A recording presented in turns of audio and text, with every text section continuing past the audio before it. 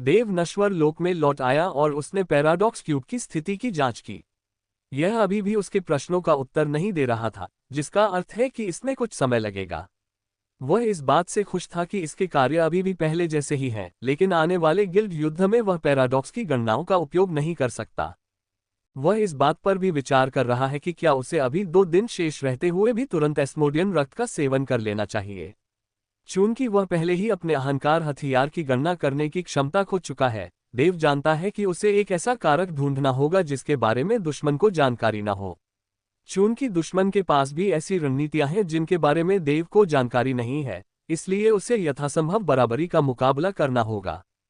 अतीत के एक सर्वशक्तिमान प्राणी का रक्त ग्रहण करने से बहुत हलचल मच जाती, इसलिए उसने गिल्ड हाउस का उपयोग करने का निर्णय लिया। यह एक अलग स्थान था जहां कोई भी कुछ भी कर सकता था, और चूंकि यह एक गुप्त आयाम था, इसलिए कुछ भी लीक नहीं होता। जीवन और मृत्यु का वृक्ष भी वहां उसकी रक्षा के लिए मौजूद रहेगा यदि कुछ भी अप्रिय घटना घटित होती है। उसके दोस्त गिल्ड युद्ध से एक दिन पहले आ जाते थे क्योंकि उन्हें रणनीतियों और इस तरह की बातों पर चर्चा करनी होती थी। वह मुस्कुराते हुए और इस आत्मविश्वास के साथ गिल्ड हाउस के अंदर चला गया कि वे जीतेंगे। उसे न केवल अपनी ताकत पर बल्कि अपने दोस्तों की ताकत पर भी पूरा भरोसा था। मुझे आश्चर्य है कि वे इतने शक्तिशाली कैसे हो गए, देव ने सोचा जैसे ही उसने अपने गिल्ड हाउस के पॉकेट आयाम में दरार खोली। इस बीच फॉलन नाइट्स के इलाके में वे गिल्ड युद्ध में भाग लेने वाले 50 गिल्ड सदस्यों को तैयार करने में व्यस्त थे। इनमें उनके शीर्ष कुलीन सदस्य शामिल थे, जिनमें से 10 गिल्ड अधिकारी थे। प्रत्येक गिल्ड अधिकारी के साथ 2 खिलाड़ी सहायक के रूप में होते हैं, यानी कुल 30। शेष 20 खिलाड़ी गिल्ड अधिकारियों के साथ रेड डंगनों को चुनौती देते हैं। मुझे पूरा यकीन है कि यह जीत हमारे हाथ में है, मोड ने आत्मविश्वास से कहा कि संख्यात्मक बढ़त और उनकी बेहतरीन टीम दूसरे गिल्ड को हरा सकती है। मैं इतनी आसानी से ऐसा नहीं कहूंगा क्योंकि हम जिस व्यक्ति की बात कर रहे हैं वह दानव है, गिल्ड के एक अधिकारी ने कहा। मैं आपसे असहमत हूं क्योंकि वह लड़का अभी अनुभवहीन है। हमारे पास उसकी जो रिकॉर्डिंग है या जो इंटरनेट पर पोस्ट की गई हैं, उनसे यही लगता है कि वह सिर्फ राक्षसों से निपटने में ही माहिर है। एक अन्य घमंडी गिल्ड अधिकारी ने कहा, क्या आपने उसे पेंडेलिम्पिक्स में विश्व रैंकिंग के खिलाड़ियों के खिलाफ लड़ते नहीं देखा? यह अफवाह नहीं है कि ट्वाइलाइट के राजा को वही नियंत्रित करता था। एक अन्य गिल्ड अधिकारी ने तर्क दिया, क्योंकि वह भी उस लड़ाई से चकित थी। उस इवेंट के लिए उसके स्टैट्स बढ़ा दिए गए थे, इसलिए वह आसानी से दूसरे वर्ल्ड रैंकर्स का मुकाबला कर सका। अगर मेरे स्टैट्स बढ़ा दिए जाएं तो मैं भी आसानी से ऐसा कर सकता हूं। अरे, हम में से सबसे कमजोर भी स्टैट्स बढ़ाए जाने पर ऐसा कर सकता है, घमंडी गिल्ड अधिकारी ने कहा। फिर भी इसका मतलब यह नहीं है कि हम उन्हें नीचा समझें। याद रखें कि हम इस लड़ाई का सीधा प्रसारण करने जा रहे हैं और हमारे कई प्रायोजक एक शानदार मुकाबला चाहते हैं। हमें उन्हें अपना सर्वश्रेष्ठ प्रदर्शन दिखाना चाहिए, भले ही इसका मतलब उन्हें कुचलना ही क्यों न हो। फॉलन नाइट्स की गिल्ड लीडर डेम ने यह बात कही और उनकी उपस्थिति से गिल्ड हाउस के हर सदस्य में सम्मान का भाव पैदा हो गया। एक दिन बीत चुका है और उसके दोस्त एवलॉन पहुंच गए हैं। उनके साजो सामान और हाव भाव पहले से काफी बदले हुए हैं। सबसे पहले क्रीपीसू पहुंचा क्योंकि डुअन उसे टेलीपोर्टेशन के जरिए लेकर आया था। उसका पूरा व्यवहार बदल चुका है, उसके चारों ओर का वातावरण पहले से कहीं अधिक ठंडा और कठोर हो गया है। उसका पूरा शरीर मृत्यु ऊर्जा से घिरा हुआ था और उसके चारों ओर आत्मा जैसी 5 ज्वालाएं मंडरा रही थीं। ये उसके 5 मरे हुए योद्धा थे। वह देखने में अकेला लग रहा था, लेकिन उसकी आभा ऐसी थी मानो वे मरे हुओं की एक सेना को देख रहे हों।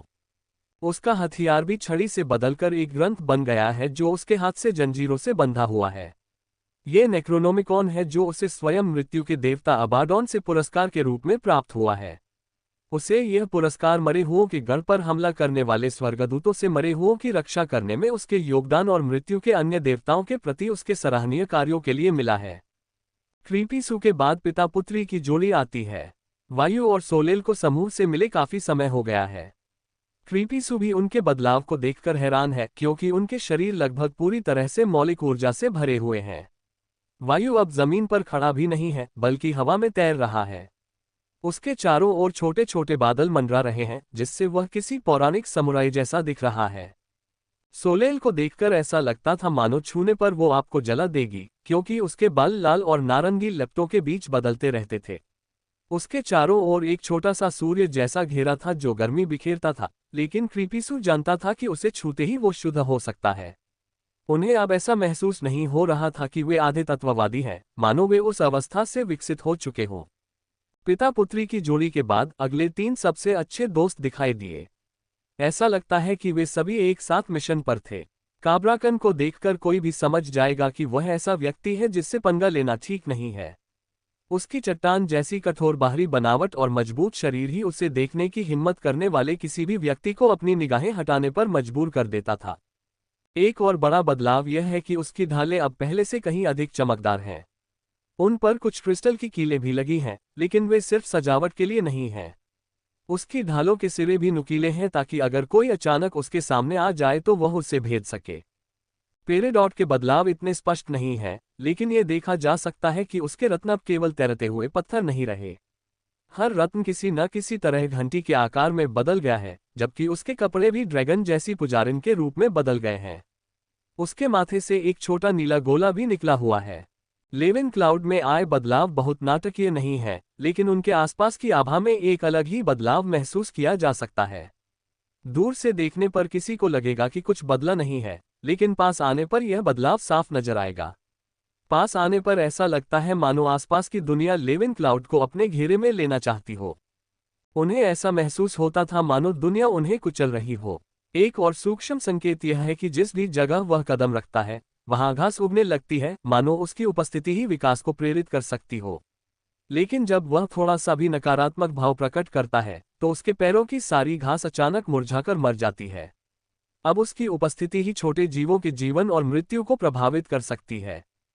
इन तीनों के बाद सबसे आखिर में सोलिस्टिस और लाइकन पहुंचे। लेविन क्लाउड की तरह इन दोनों में भी कोई खास बदलाव नहीं दिखा, क्योंकि ये लगभग एक जैसे ही दिखते थे। बस एक ही चीज बदली थी कि इनके आसपास का वातावरण किसी को भी भारीपन का एहसास करा देता था, मानो डर उन पर हावी हो रहा हो। चलते समय उनके पैरों के नीचे एक लाल धुंध सी बन जाती है, जिसके साथ काली परछाइयां भी दिखाई देती हैं। सोलिस्टिस को इस धुंध से खेलते हुए देखा जा सकता था, मानो वह इसे अपनी इच्छा से नियंत्रित कर रही हो। लाइकन सोलिस्टिस की तरह इसे नियंत्रित नहीं कर पाता था, लेकिन ये धुंध किसी न किसी तरह उसकी क्रूरता को और बढ़ा देती थी।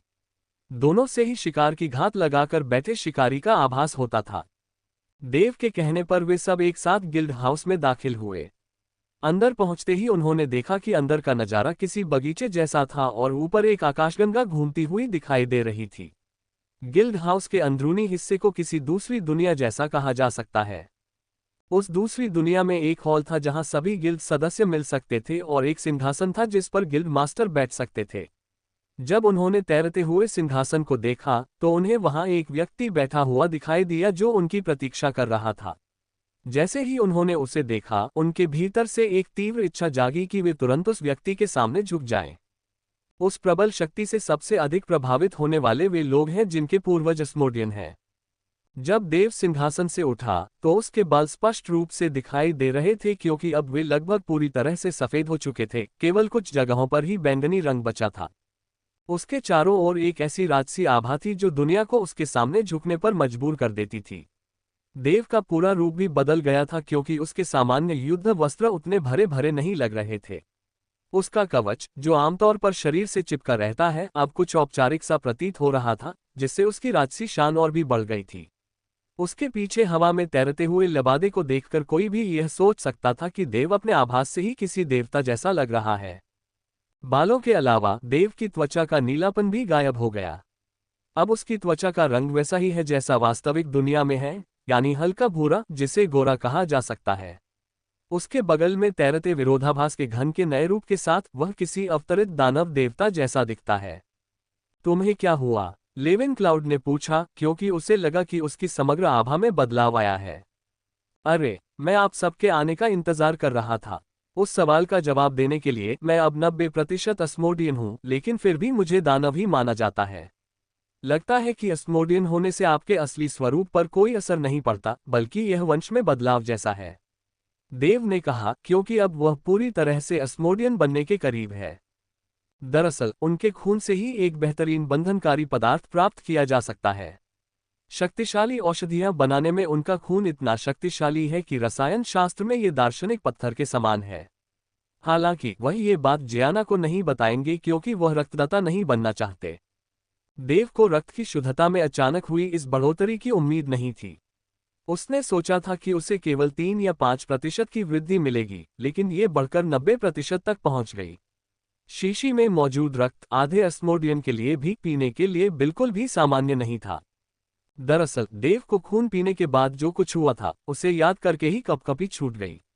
खून गले में जाते ही उसे जलन महसूस हुई। फिर वह जलन उसके पूरे शरीर में फैल गई, यहाँ तक कि उसे ऐसा लगा जैसे वह जिंदा जल रहा हो। उसने स्पष्ट रूप से पढ़ा था कि शक्तिशाली अस्मोडियन रक्त की शीशी से उसकी सफलता की संभावना में मामूली वृद्धि होगी, लेकिन उसे यह उम्मीद नहीं थी कि उसका भाग्य इस तरह से बदल जाएगा। जैसे ही उसने शक्तिशाली अस्मोडियन रक्त की शीशी पी, अचानक उसके सामने एक सूचना प्रकट हुई, जिसे उसने अपने साथ हुई घटना के बाद ही पढ़ा। आपके भाग्य ने आने वाली घटना के परिणाम को प्रभावित किया है। शक्तिशाली रक्त स्रोत का सेवन करने के कारण आपके वंश में कुछ सक्रिय हो गया है। देव को लगा कि वह प्यास से मर जाएगा और इसलिए उसने गिल्ड हाउस के छोटे तालाब में डुबकी लगाई। वह छोटा तालाब सच में था, लेकिन देव द्वारा उसमें मौजूद पानी को भाप बना देने के कारण अब वह सिर्फ एक गड्ढा बनकर रह गया है। उसके शरीर का तापमान इतना बढ़ गया कि पानी उबलने लगा और बाद में भाप बनकर उड़ गया। ये स्पष्ट हो गया कि यह सामान्य नहीं था, जिसके कारण कानलाउन और सेना उसकी आत्मा से बाहर निकलकर उसका तापमान कम करने लगे। सेना लगातार उसकी ऊष्मा को अवशोषित करती रही, जबकि कानलाउन ने उसके चारों ओर बर्फ की परत बिछाकर उसका तापमान कम किया। जब देव का तापमान कम हुआ तो वह धीरे धीरे ठीक महसूस करने लगा, जब तक कि रक्त वंश की शुद्धता का प्रतिशत 90% पर नहीं रुक गया। उसने ये देखने के लिए अपना स्टेटस कार्ड भी देखा कि क्या ये वास्तव में सही है। योजक चिन्ह, योजक चिन्ह, योजक चिन्ह, योजक चिन्ह, योजक चिन्ह, योजक चिन्ह। नाम इक्विनॉक्स। जाति डेमोस एस्मोडियन वंश की शुद्धता 90%। प्रजाति नेथेरोस एथेरोस प्रथम दानव। शीर्षक जुड़वां देवताओं का चैंपियन, अमर हत्यारा। विस्तार करें। कार्य ग्रहण सम्मना। उपपद लेखक मध्यवर्ती। लेवल 259। एक्सपायरी 99.5%। 100%। HP 90,000 बटा 90,000। सांसद 65,000 बटा 65,000। विटामिन 345 जोड़ 105। STR 455 जोड़ 185। इंट 500 जोड़ 150। AGI 345 जोड़ 140। डेक्स 300 जोड़ 145। अंतर 304 जोड़ 120। उपलब्ध स्टेट पॉइंट 0। छिपा हुआ गुण भाग्य जोड़ 20, बुद्धि जोड़ 50, दृढ़ता जोड़ 30, दिव्यता जोड़ 20। योजक चिन्ह, योजक चिन्ह, योजक चिन्ह, योजक चिन्ह, योजक चिन्ह।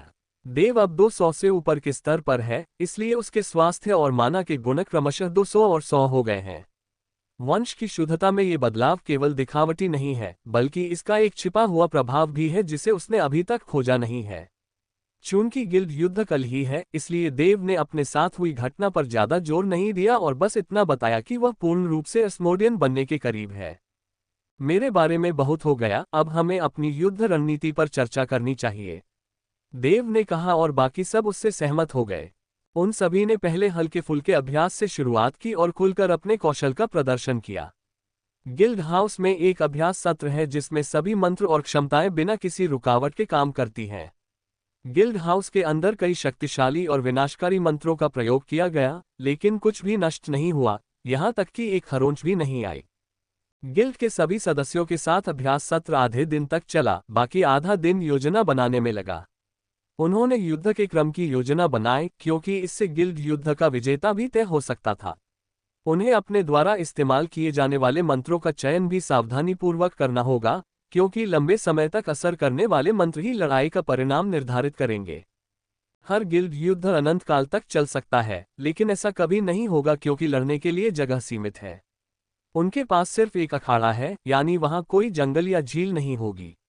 सभी लड़ाइयां एक विशाल क्षेत्र में होंगी जहां एक साथ 50 प्रतियोगी भाग ले सकते हैं। खिलाड़ियों ने गिल्ड युद्ध के मैदान में होने वाली लड़ाइयों को बैटल रॉयल नाम दिया। चूंकि यह एक चुनौती है, इसलिए मैदान ही इसका मंच है, लेकिन अगर यह क्षेत्रीय युद्ध होता तो यह मुख्य दुनिया में होता। हालांकि क्षेत्रीय युद्ध के विपरीत, यहाँ चुनौतियां आपके गिल्ड का प्रतिनिधित्व करने वाले 50 प्रतियोगियों की ताकत के आधार पर तय होती हैं, जिसका मतलब है कि अगर एक छोटा गिल्ड सिर्फ संख्या बल के दम पर एक बड़े गिल्ड को हरा दे तो वह भी जीत सकता है। गिल्ड युद्ध का दिन आखिरकार आ ही गया और सभी गिल्ड अपने अपने गिल्ड हाउस में तैयार बैठे थे। फॉलन नाइट्स के 50 सदस्य कवच पहने हुए थे और अपने हथियार लहरा रहे थे। पैंथियन के सदस्य आपस में बातचीत कर रहे थे और संभावित परिदृश्यों पर चर्चा कर रहे थे। गिल्ड युद्ध का समय आते ही मध्यस्थ उनके गिल्ड हाउसों के अंदर प्रकट हुआ। मध्यस्थ ने जमीन पर एक सुनहरा सेब मारकर एक पोर्टल बनाया और एक सुनहरा द्वार खड़ा कर दिया। सभी गिल्ड उस सुनहरे द्वार से अंदर चले गए क्योंकि वे जानते थे कि दूसरी तरफ पवित्र अभयारण्य अखाड़ा होगा। freewebnovel.com। पवित्रतम अखाड़ा एक विशेष मैदान है जहां देवी देवताओं की शक्तियां प्राप्त होती हैं। यदि किसी खिलाड़ी का प्रदर्शन देवी देवताओं का ध्यान आकर्षित करता है तो वे उस खिलाड़ी को अपना दूत या चैंपियन बनने का अवसर दे सकते हैं। यही चैलेंज स्क्रॉल की गुप्त विशेषता है, इसलिए इसे प्राप्त करना अत्यंत कठिन है। पवित्र गर्भगृह अपनी उत्कृष्ट संरचना के कारण बेहद खूबसूरत है क्योंकि यह सफेद संगमरमर से बना एक विशाल हॉल है। यह सुनहरे बादलों के ऊपर स्थित है और आकाश में लगे छोटे कृत्रिम सूर्य के कारण इसका भीतरी भाग हमेशा उज्ज्वल रहता है। सीटों की रेलिंग सोने और हाथीदांत से बनी हुई है और दीवारों पर प्रमुख देवताओं के झंडे लगे हुए हैं। यह अखाड़ा उसी सफेद संगमरमर से बना है, लेकिन सर्वविदित है कि इस रंग को बनाने के लिए इसमें किसी अन्य पदार्थ के साथ ओरिचेल्कम मिलाया गया होगा। दिव्य लोक में स्थित यह स्टेडियम मनुष्यों के बल से आसानी से नष्ट नहीं हो सकता। केवल कोई अर्धदेव या देवता ही इस अखाड़े को नष्ट करने का प्रयास कर सकते हैं, लेकिन शिल्पकार देवता इससे असहमत होंगे क्योंकि उन्होंने इसे देवताओं के लिए भी अविनाशी बनाया है। खिलाड़ियों का ध्यान सबसे पहले पवित्र अखाड़े में विराजमान देवताओं पर गया। उन्हें यह उम्मीद नहीं थी कि देवता दर्शक होंगे और उनकी संख्या भी कम नहीं लग रही थी। जब पहली बार इस स्थान का पता चला था तब चुनौती पत्रक का प्रयोग किया गया था, लेकिन तब वहां केवल युद्ध के देवता और न्याय की देवी ही पर्यवेक्षक के रूप में उपस्थित थी। इतने सारे देवता क्यों हैं? पिछली बार तो सिर्फ 20 युद्ध देवता ही देख रहे थे, ये तो सैकड़ों की संख्या में कैसे आ गए? ये तो अपने सेनापतियों जैसे दिखने वाले लोगों को भी साथ लाए हैं। इनकी मौजूदगी से अब थोड़ा डर लग रहा है, मोड ने डेम की ओर फुसफुसाते हुए कहा। घबराओ मत, क्योंकि इस अखाड़े में प्रवेश करते ही देवता हमारा न्याय करने लगे हैं। ये बेहतर होगा क्योंकि हो सकता है सैकड़ों में से कोई एक हमारे किसी सदस्य में दिलचस्पी ले ले। उनकी इतनी बड़ी संख्या में उपस्थिति के कारण को नजरअंदाज कर देना चाहिए और हमें खुश होना चाहिए कि वे इतने सारे हैं। डेम ने जवाब दिया, लेकिन वास्तव में वह जानती थी कि इतनी बड़ी संख्या में देवताओं की उपस्थिति क्यों है। देवी देवताओं के मैच में शामिल होने का कारण दूसरी टीम के सदस्य हैं। विरोधी टीम में चैंपियन और दूत जैसे कुछ ऐसे सदस्य हैं जो देवताओं के लिए विशेष हैं, जिसका मतलब है कि दूसरे देवता निश्चित रूप से उनमें रुचि लेंगे। देखने में भले ही ऐसा न लगे, लेकिन पेंडेमोनियम के देवता आपस में सौहार्दपूर्ण नहीं हैं क्योंकि वे दूसरी टीम पर अपना अधिकार जमाने के तरीके खोज रहे हैं। बहुत सारे देवी देवता हैं, लेकिन मुझे कोई भी ऐसा नहीं दिख रहा जो हमारे पक्ष में हो। मुझे ऐसा लग रहा है जैसे उनकी तीखी निगाहें मेरे शरीर को भेद रही हो, मानो कोई कमजोरी ढूंढ रही हो। लेविन क्लाउड ने कहा, क्योंकि उसे कई देवताओं की निगाहें अपने ऊपर महसूस हो रही थीं। तुम्हें लगता है कि सिर्फ तुम ही इन घूरती निगाहों को महसूस कर रहे हो। अगर निगाहें जान ले सकती तो मैं अभी तक राख हो चुका होता। मैं वहां मौजूद उन देवी देवताओं की चिढ़ाने वाली निगाहें महसूस कर सकता हूं। देव ने अपने होंठ उस जगह की ओर इशारा करते हुए कहा जहां उसे खून की प्यास से भरी निगाहें महसूस हो रही थीं। रक्तपिपासी से भरी निगाहें देवी लुमिनारिया के अधीन प्रकाश के देवताओं की थीं। ऐसा लगता है कि उनकी मुख्य देवी अभी तक नहीं आई है या आने वाली नहीं है, इसलिए वे उनके प्रति शत्रुता रखते हैं। मध्यस्थ द्वारा बनाए गए सुनहरे द्वार से बाहर निकलते ही देव को उनकी तीखी निगाहों का एहसास हो गया था। इनके बारे में ये भी कहा जा सकता है कि ये प्रकाश के देवी देवता हैं, क्योंकि इनका रवैया प्रवेश करने वालों के प्रति बहुत ही घमंडी और व्यंग्यात्मक होता है। साथ ही सूरज की रोशनी में ये ग्लोस्टिक की तरह चमकते हैं। अगर रात होती तो शायद ये किसी महंगे बल्ब की तरह टिमटिमाते। दिखने में आकर्षक या सुंदर, लेकिन अंततः एक बल्ब ही तो होते हैं। जैसे ही फॉलन नाइट गिल्ड ने प्रवेश किया, दूसरी टीम का प्रसारण शुरू हो चुका था, इसलिए वे सलीके से तैयार होकर आए। वे वीडियो में अच्छा दिखना चाहते थे, इसलिए उनकी सामान्य आदतें नजर नहीं आ रही थीं, क्योंकि वे अच्छा प्रभाव छोड़ना चाहते थे। आखिरकार उनका प्रदर्शन उनकी गिल्ड की प्रतिष्ठा को प्रभावित कर सकता था। दरअसल लड़ाई का अपना पक्ष प्रसारित करने वाले केवल वे ही नहीं थे, बल्कि देव और अन्य लोग भी प्रसारण कर रहे थे। उन्होंने प्रसारण के लिए इसलिए सहमति दी क्योंकि लेविन क्लाउड की मां ने उनसे संपर्क किया था। उन्हें हाल ही में उस प्रसारण स्टेशन में निर्माता के पद पर पदोन्नति मिली है जहां वे काम कर रही हैं, लेकिन ये गेमिंग विभाग था जिसके बारे में उन्हें बहुत कम जानकारी थी। खुशकिस्मती से उनका बेटा, जो गेमिंग से पैसे कमाना शुरू कर चुका है, इस मामले में माहिर है। उन्होंने बताया कि उन्हें आदेश दिया गया था कि अगर संभव हो तो फॉलन नाइट्स गिल्ड के किसी खिलाड़ी से प्रसारण अधिकार हासिल करें, क्योंकि गेमिंग समुदाय में इसकी खूब चर्चा हो रही है। जब उन्होंने अपने बेटे से पूछा तो उसने कहा कि वह भी इस लड़ाई में शामिल होगा। उन्हें उम्मीद नहीं थी कि उनका बेटा उनकी जिंदगी का सबसे बड़ा सितारा साबित होगा। कभी कभी सामग्री गायब हो सकती है, कृपया त्रुटियों की सूचना समय पर दें। हम इसे कैसे सेट अप करेंगे? लेविन क्लाउड ने सोचा, जब वह ऑब्जर्वर ऑर्ब के साथ खेल रहा था, जिसका उपयोग स्ट्रीमर तीसरे व्यक्ति के दृष्टिकोण के लिए करते हैं। जब तुमने पहले ही इसका अभ्यास कर लिया है तो तुम इतना असहज क्यों हो रहे हो? काब्राकन ने कहा। बड़ी बहन पेरिडॉट को देखो, वह तो हमेशा शांत दिखती है। क्रीपीसू ने देव से फुसफुसाते हुए कहा। उसकी सास देख रही है, इसलिए उसे अपना व्यवहार बदलना ही पड़ेगा। वह इस मौके का फायदा उठाकर उसकी चापलूसी कर रही है, या तो वह कैमरे से शर्माती है। देव ने जवाब दिया। मैं पहले वाले विकल्प के पक्ष में वोट देता हूं, क्रीपीसू ने कहा, क्योंकि उसे अपने आसपास अचानक हत्या की तीव्र इच्छा महसूस हो रही थी। गिल्ड युद्ध शुरू होने से ठीक पहले समूह को बताया गया कि लेविन क्लाउड की मां को अब उनके स्टेशन के गेमिंग प्रसारण की नई पदोन्नत निर्माता बनाया गया है। पिछले निर्माता को निकाल दिया गया था क्योंकि वह गेमिंग पर कोई अच्छी सामग्री नहीं दे पा रहे थे, जिसके कारण उनका शो लगभग नीरस हो गया था। लेविन क्लाउड की मां में प्रतिभा झलकती थी और वे मेहनती थीं, इसलिए उन्हें लारो नामक गेमिंग शो की नई प्रोड्यूसर बना दिया गया। लारो मूल रूप से उनकी मातृभाषा में गेम का पर्यायवाची शब्द है। उन्हें नए शो में अंधा होने के लिए नहीं कहा गया क्योंकि वे पहले लाइफस्टाइल टीम का हिस्सा थी। उसे फॉलन नाइट्स गिल्ड के किसी सदस्य से उनकी स्ट्रीम साझा करवाने का मौका दिया गया ताकि वह अपनी काबिलियत साबित कर सके। फॉलन नाइट्स गिल्ड का कोई भी सदस्य अनुमति दे सकता था क्योंकि जरूरी फुटेज को वैसे भी एडिट किया जाना था। उसने पूछा कि क्या वे दूसरी टीम से फुटेज मांग सकते हैं क्योंकि उसने पढ़ा था कि गिल्ड युद्ध फॉलन नाइट्स और पैंथियन के बीच है। स्टेशन निदेशक ने उसके उत्साह की सराहना की, लेकिन पैंथियन गिल्ड के सदस्यों की असली पहचान किसी को नहीं पता थी क्योंकि वे उनके निजी जीवन से वाकिफ थे।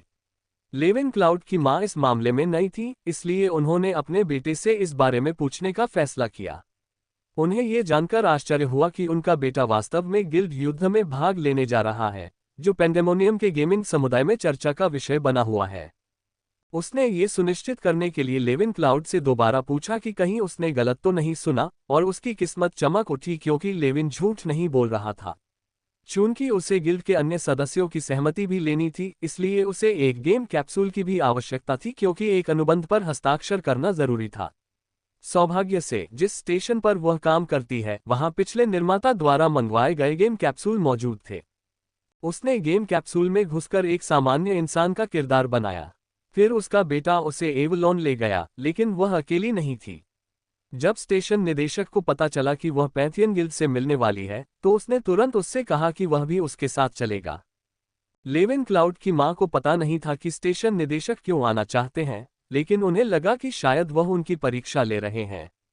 उन्हें लगा कि वह ये देखना चाहते हैं कि लेविन क्लाउड बातचीत को कैसे संभालेंगे। उन्हें भले ही पता हो कि वे उनके बेटे के दोस्त हैं, लेकिन इसका मतलब यह नहीं है कि सब कुछ उनकी मर्जी के मुताबिक ही होगा। उसे यह नहीं पता था कि स्टेशन निदेशक वास्तव में देव के गिल्ड के एक खिलाड़ी का प्रशंसक है। स्टेशन निदेशक वास्तव में क्रीपीसू का प्रशंसक है, इसीलिए उसका किरदार भी एक अनडेड है, लेकिन वह एक निम्न स्तरीय खिलाड़ी था और अनडेड के असली राजकुमार से मिलने के लिए पर्याप्त अनुभवी नहीं था। यहां तक कि दूसरे देश का प्रतिनिधित्व करने के बावजूद वह क्रीपीसू का मैच देखने अमेरिका भी गया था। स्टेशन निदेशक को लगा कि लेविन क्लाउड की मां झूठ बोल रही है क्योंकि उन्हें लगभग 2 घंटे तक गाड़ी से आने का इंतजार करना पड़ा। लेकिन उनके सारे संदेह तब दूर हो गए जब अचानक आसमान से एक विशाल सुनहरा ड्रैगन एक बौने जैसे दिखने वाले खिलाड़ी को लेकर नीचे उतरा। स्टेशन निदेशक उसे पहचान गए क्योंकि यह पैंथियन गिल्ड का वैद्य लेविन क्लाउड था। स्टेशन निदेशक को लगा कि वह सपना देख रहा है, लेकिन यह सचमुच सच था। ड्रैगन कानलाउन का प्रकट होना इस बात का सबसे बड़ा सबूत था कि वह असल में पैंथियन गिल्ड से निपट रहा है। उसने कभी सोचा भी नहीं था कि वह इसे अपनी आंखों से देखेगा। अगर वह एक अंडेड न होता तो अब तक सदमे से बेहोश हो चुका होता। लेविन क्लाउड के अगले ही वाक्य ने स्टेशन निदेशक को लगभग बेहोश कर दिया। माँ, क्या आपने बहुत देर तक इंतजार किया? ऐसा लगता है कि आपके पास केवल एक अस्थायी अवतार है क्योंकि आप जेनेसिस विलेज नहीं गईं। लेविन क्लाउड ने ये कहा, जिसे सुनकर स्टेशन निदेशक का मुंह खुला रह गया। टेम्पररी अवतार विशेष अवतार होते हैं जिन्हें लोग गेम में किसी के साथ टेम्पररी ट्रांजैक्शन करने पर बना सकते हैं। इनका उपयोग ब्रॉडकास्टिंग स्टेशन के उन कर्मचारियों द्वारा किया जाता है जिन्होंने पेंडेमोनियम में पंजीकरण नहीं कराया है। इनकी दैनिक समय सीमा केवल 6 घंटे होती है और इन्हें बिना किसी युद्ध क्षमता के एक एनपीसी की तरह माना जाता है। जब लेविन क्लाउड ने माँ शब्द कहा तो स्टेशन निदेशक के रोंगटे खड़े हो गए। उन्होंने सोचा कि उनके स्टेशन को जो भी कष्ट सहना पड़ा वह शायद इसी पल के लिए था। आजकल प्रसारण स्टेशन उतने लोकप्रिय नहीं रह गए हैं क्योंकि लोग स्ट्रीमिंग या डिजिटल मीडिया की ओर अधिक आकर्षित हो रहे हैं। इसमें कोई हैरानी की बात नहीं कि उसे कुख्यात पैंथियन गिल्ड की मंजूरी इतनी आसानी से मिल गई। उसका बेटा तो खुद लेविन क्लाउड है। ऐसा लग रहा था जैसे वह हमारे गेमिंग चैनल की नई प्रोड्यूसर बनने के लिए ही पैदा हुई थी। भगवान का शुक्रिया, स्टेशन के डायरेक्टर ने मन ही मन सोचा और लगभग प्रार्थना करने के लिए घुटनों के बल बैठ गया। कार्यस्थल पर मेरी मां का ख्याल रखने के लिए धन्यवाद। निर्माता के पद पर पदोन्नत होने से वह बहुत खुश हैं। निर्माता बनना वास्तव में उनका सपना था। लेविन क्लाउड ने कहा, तुम्हारी मां इसके लिए पूरी तरह से योग्य हैं क्योंकि उन्होंने हमारे प्रसारण स्टेशन के प्रति वफादारी और लगन से काम किया है। आखिर वो एक आदर्श कर्मचारी हैं। मैं तो यही उम्मीद करता हूं कि हमारे कुछ कर्मचारी उनसे प्रेरणा लें। अगर ऐसा हुआ तो हमारा स्टेशन और भी लोकप्रिय हो जाएगा। और हाँ, तुम मुझे अंकल कह सकते हो। हाँ हाँ हाँ, स्टेशन निदेशक ने खुशी से कहा। लेविन क्लाउड को नहीं पता कि स्टेशन निदेशक की कही सारी बातें सच है या नहीं, लेकिन कम से कम उन्होंने उसकी मां की प्रशंसा तो की। दूसरों को अपनी मां की प्रशंसा करते देख वह अचानक बहुत खुश हो गया क्योंकि वह जानता है कि उसकी मां घर और अपने पेशे में कितनी मेहनत करती है। ठीक है, तो मैं अब तुम्हें अंकल कहकर बुलाऊंगा। क्या तुम लोग एवलॉन जाने के लिए तैयार हो? अनुबंध पर हस्ताक्षर करने के लिए बाकी लोगों की जरूरत है ना? इक्विनॉक्स ने इस मौके के लिए हमें कानलाउन भेजा है क्योंकि वह बाकी लोगों के साथ रणनीति बनाने में व्यस्त है और तुम दोनों को टेलीपोर्ट नहीं कर सकता। लेविन क्लाउड ने कहा और कानलाउन ने उन दो लोगों को देखा जिन्हें उसने पहले कभी नहीं देखा था। दोनों कानलाउन पर सवार होने में हिचकिचा रहे थे, इसलिए कानलाउन ने अपनी जादुई शक्ति का इस्तेमाल करके उन्हें अपनी पीठ पर उठा लिया। जब दोनों लेविन क्लाउड के साथ पीठ पर सवार हो गए तो कानलाउन तुरंत ही बहुत तेजी से आकाश में उड़ने लगा। दोनों पहले तो डर गए, लेकिन जब उन्होंने देखा कि हवा का दबाव उन पर असर नहीं कर रहा है तो वे शांत हो गए। ड्रैगन पर उड़ने का यह एक फायदा है, ये आपके चेहरे पर लगने वाली हवा के तेज झोंकों को बेअसर कर सकते हैं। लेविन क्लाउड ने कहा और देखते ही देखते वे एवलॉन पहुंच गए। दोनों को गिल्ड बेस की ओर ले जाया गया और उन्हें अंदर जाने के लिए एक अस्थायी पास दिया गया। जब स्टेशन निदेशक ने पैंथियन गिल्ड के सभी सदस्यों को एक मेज के चारों ओर बैठे देखा तो वह लगभग अपना आपा खो बैठा क्योंकि वह उनके ऑटोग्राफ लेना चाहता था। उसने क्रीपीसू को भी वहां नए गियर के साथ बैठे देखा जो उसे तस्वीर लेने के लिए काफी था। हमारे साधारण से गिल्ड हाउस में आपका स्वागत है आंटी। आप स्टेशन निदेशक होंगी। आपसे मिलकर हमें बहुत खुशी हुई। आइए बैठिए, देव ने कहा, क्योंकि वह गिल्ड लीडर है और ऐसे लोगों के आने पर उसे लीडर की तरह ही व्यवहार करना चाहिए। freewebnovel.com। तुम्हारे गिल्ड हाउस को साधारण कहना अपने आप में काफी रहस्यमय है। जैसा कि दानव कहलाने वाले से उम्मीद की जाती है, तुम्हारा गिल्ड हाउस वास्तव में एक अलग ही आयाम है। अगर दूसरे गिल्डों को इसके बारे में पता चल गया तो वे बेहद ईर्ष्या करेंगे। स्टेशन निदेशक ने कहा, आप हमारी बहुत प्रशंसा कर रहे हैं। आइए बाकी लोगों से बात कीजिए, देव ने कहा, जिसे सुनकर स्टेशन निदेशक खुशी से लगभग चिल्ला उठा। वह गिल्ड के सभी सदस्यों और यहां तक कि अपने पेंडेमोनियम आइडल क्रीपीसू से भी बात कर पाया। क्रीपीसू ने भी उसकी तारीफ करते हुए कहा कि उसने शुरुआत के लिए एक बेहतरीन रेस चुनी है। औपचारिक बातचीत समाप्त होने के बाद उन्हें अनुबंध सौंप दिया गया और इस संबंध में बातचीत के लिए सोलिस्टिस प्रतिनिधि थी। उन्होंने स्टेशन निदेशक और अपनी चाची से अनुबंध में संशोधन के लिए लगभग आधे घंटे तक बातचीत की।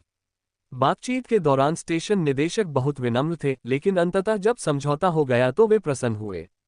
चूंकि सभी लोग यहां आ चुके हैं तो हमें मैच के नियम समझाना शुरू कर देना चाहिए। युद्ध के देवता अरेस ने चिल्लाते हुए कहा, क्योंकि सभी प्रतिभागी पहले ही पवित्र अखाड़े में पहुंच चुके थे। जैसे ही मध्यस्थ नियमों को दोबारा समझाने ही वाला था कि पवित्र अखाड़े के ऊपर अचानक एक जोरदार रोशनी चमकी। यह जोरदार रोशनी दरअसल एक सुनहरे दरवाजे से आ रही थी, जहां एक महिला की परछाई दिखाई दे रही थी। जब देव ने उस रोशनी को देखा तो उसे अपने शरीर पर तीव्र शत्रुता का अनुभव हुआ। देव पहले ही सुरागों को जोड़कर यह अंदाजा लगा चुका था कि उस भद्दे सुनहरे दरवाजे से कौन सा देवता या देवी आ रहा है। केवल एक ही देवी उस पर गहरी शत्रुता बरसा सकती थी। वह कोई और नहीं बल्कि स्वयं प्रकाश की देवी लुमिनारिया थी। अपने चित्रणों के अनुरूप उनके सुनहरे बाल और बेदाग चीनी मिट्टी जैसी सफेद त्वचा थी। अपने चेहरे की बनावट के कारण वे सौंदर्य की देवी को भी टक्कर दे सकती थीं। वे चमकते तारों से बनी एक सुंदर पोशाक पहन कर आईं, जिससे मनमोहक झिलमिलाहट निकल रही थी। वह घमंडी औरत कौन है? लेविन क्लाउड ने पूछा। वह प्रकाश की देवी ल्यूमिनारिया होंगी, देव ने जवाब दिया और अपने प्रति निर्देशित शत्रुता को नजरअंदाज कर दिया। ये देखकर कि वह तुच्छ दानव उसकी रक्तपिपासा पर कोई प्रतिक्रिया नहीं दे रहा है, देवी लुमिनारिया ने निश्चय किया कि उसे देव का जीवन नरक बना देना चाहिए, लेकिन पहले उसे बैठने की अनुमति मिलनी चाहिए। जब वह पहुंची तो प्रकाश के अन्य देवी देवताओं ने उसके लिए रास्ता बनाया और उसके बैठने के लिए एक सुनहरी कुर्सी बनाई। युद्ध के देवी देवताओं को देवी लुमिनारिया की मनमानी पसंद नहीं थी, लेकिन जब तक वह सीधे हस्तक्षेप नहीं करती, वे इसे बर्दाश्त कर लेंगे। न्याय की देवी नेमेसिस की उपस्थिति में यदि देवी लुमिनारिया इस लड़ाई में दखल देना चाहें तो उनके लिए यह आसान नहीं होगा। अगर तुम मेरे लिए उस राक्षस को मार गिराकर उसे अपमानित कर दोगे तो मैं तुम में से किसी को भी अपना आशीर्वाद पाने का मौका दे सकती हूँ। देवी लुमिनारिया ने अचानक पतित शूरवीरों के संग से यह घोषणा की। जब फॉलन नाइट्स गिल्ड ने यह घोषणा सुनी तो उनके कान अचानक खड़े हो गए, क्योंकि यह उनके लिए एक अवसर था। उन्हें यह नहीं पता था कि एक देवी किसी खिलाड़ी से पंगा क्यों लेना चाहेगी। फिर भी देव को देखकर वे अचानक जोश से भर गए, क्योंकि वह दुश्मन टीम का इकलौता दानव था। वाह, वे अचानक इतनी दृढ़ता से आपकी ओर देख रहे हैं, लेविन क्लाउड ने टिप्पणी की। सच कहूं तो मुझे उम्मीद नहीं थी कि वह युद्ध के देवताओं के क्षेत्र में इस तरह का व्यवहार करेगी। चूंकि वे उसके खिलाफ कुछ नहीं कर रहे हैं, इसलिए वे उसके इस काम से कुछ हद तक सहमत हैं, ताकि लड़ाई उनके लिए देखने में और भी मनोरंजक हो जाए। मैं उन्हें दोष नहीं देता, क्योंकि जब देवता होने के नाते उन्हें सिर्फ अपने अनुयायियों को मनोरंजन के साधन के रूप में देखना हो तो यह उबाऊ ही होता है। देव ने आगे कहा, पैंड AN0 वेल सी ओम। मध्यस्थ नियमों की व्याख्या वैसे ही करो जैसे तुम्हें व्यवधान से पहले करनी थी, युद्ध के देवता अरेस ने कहा। लेकिन मध्यस्थ की बात एक बार फिर दर्शकों के खाली हिस्से में खोपड़ियों के एक द्वार के प्रकट होने से बाधित हो गई। देव, लेविन क्लाउड और क्रीपिसू उस द्वार को कहीं से भी पहचान सकते हैं, क्योंकि यह मृत्यु के देवताओं का द्वार है। द्वार अचानक खुला और मृत्यु के देवताओं की विशिष्ट मृत्यु धुंध बाहर निकली। वास्तव में 5 लोग पाताल लोक के द्वार से बाहर आए। सबसे पहले देवता आपुच प्रकट हुए, जिन्हें देखकर बाकी सभी देवता उनसे नजरें फेर लेते थे। उनके बाद मृत्यु के देवता और देवी बैरन समेडी और ममन ब्रिगेड प्रकट हुए। वे सभी जोश से भरे हुए, नाचते नाचते और प्रेम में वातावरण लिए द्वार से बाहर आए, जो शायद मृत्यु के देवताओं और देवियों का स्वभाव नहीं है। द्वार से सबसे अंत में निकलने वालों ने न केवल खिलाड़ियों को बल्कि देवताओं को भी चौंका दिया। सबसे अंत में निकलने वाले थे रात्रि की देवी नॉक्स और मृत्यु के देवता अबाडोन।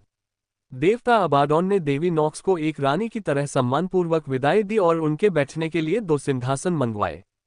आदिम देवता और पाताल लोक की मातृदेवी के प्रकट होने से सभी देवता चौंक गए, क्योंकि उन्हें पता ही नहीं था कि वह अभी भी जीवित है। देवताओं को लगता था कि देवी नॉक्स को मार दिया गया है या कैद कर लिया गया है, लेकिन अब वह स्वयं को उनके सामने प्रकट कर रही है। सबसे अधिक भयभीत प्रकाश के देवता हैं, जिनमें देवी लुमिनारिया उन्माद और ईर्ष्या से व्याकुल हैं। प्रकाश के देवता भयभीत हैं क्योंकि रात्रि की देवी उनसे कहीं अधिक शक्तिशाली है और लुमिनारिया देवी के समान ही शक्तिशाली है। परंतु प्रकाश के देवता जानते हैं कि लुमिनारिया देवी का सामना नहीं कर पाएगी, क्योंकि वह उनसे पहले अस्तित्व में आई थी। रात्रि प्रकाश से पहले आई थी, इसीलिए वे उससे भयभीत हैं। क्या उस द्वार से कोई और भी निकलेगा? युद्ध के देवता अरेस ने मृत्यु के देवताओं से पूछा, लेकिन उन्होंने मौन ही उत्तर दिया और पाताल लोक का द्वार गायब हो गया। द्वार को गायब होते देख देवता अरेस समझ गए कि अब वे आगे बढ़ सकते हैं। मध्यस्थ, जाओ और नियमों को एक बार फिर पढ़ लो। युद्ध के देवता अरेस ने कहा, लेकिन अचानक हरियाली और फूलों की पंखुड़ियों के विस्फोट ने पूरे पवित्र अखाड़े को घेर लिया, जिससे वह बहुत क्रोधित हो गए। उन्होंने सभी देवताओं को आमंत्रित किया था, क्योंकि यह एक खुला निमंत्रण था, लेकिन ये सोचना कि वे देर से आने पर हंगामा करेंगे, गलत था। हरियाली के अचानक विस्फोट और एक विशाल सुंदर कली के प्रकट होने ने सबका ध्यान आकर्षित कर लिया। कली धीरे धीरे खुली और उसके भीतर एक परिपूर्ण कन्या प्रकट हुई, जिसने देखने वालों को मोहित कर लिया। वह कोई और नहीं बल्कि जीवन की देवी गया थी। अचानक प्रकट होने के लिए क्षमा चाहती हूँ। क्या मैं गलत समय पर आई हूँ? देवी गया ने पूछा। नहीं, बिल्कुल नहीं, युद्ध के देवता अरेस ने जल्दी से जवाब दिया, क्योंकि वह बुरी तरह से प्रभावित हो गए थे। यदि प्रकाश की देवी लुमिनारिया को एक सुंदर स्त्री के रूप में वर्णित किया जाता है, तो जीवन की देवी गया को केवल एक आदर्श कन्या के रूप में वर्णित किया जा सकता है। जीवन की देवी गया एक औसत पुरुष के मानकों के अनुसार पूर्णता की साक्षात मूर्ति है। उसने सूती कपड़े से बनी एक साधारण लेकिन सुरुचिपूर्ण पोशाक पहनी थी, जो हवा में स्वाभाविक रूप से लहरा रही थी। उसके चेहरे पर एक सौम्य मुस्कान थी, जो नारीत्व के सबसे सुंदर रूप में झलक रही थी। उसने अपने बालों को खुला छोड़ रखा था और दूसरों से अधिक शक्तिशाली होने के बावजूद भी उसने उन्हें नीचा नहीं दिखाया।